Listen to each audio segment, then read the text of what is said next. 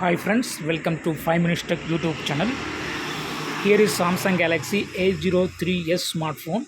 In this video, we will learn how to fix Bluetooth problem, Bluetooth not working in your phone Samsung Galaxy A03s.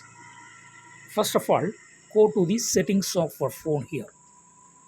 Okay, then go to General Management, and here you got to click on Reset, and here click on Reset Network Settings. Click on Reset Network Settings, and here read the instruction.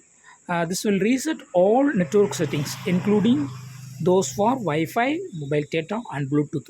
So if you face any Bluetooth problem, Bluetooth not connecting to another device, then just click on Reset Settings and it will ask your pattern for confirmation. Okay, and give it, and now click on Behind Reset, and yes, network reset has been done. Okay, now Bluetooth problem will be solved, and you can easily pair another device with your device. Okay, so in this way you can easily fix the Bluetooth problem in your phone Samsung Galaxy A03s. That's all friends, thanks for watching.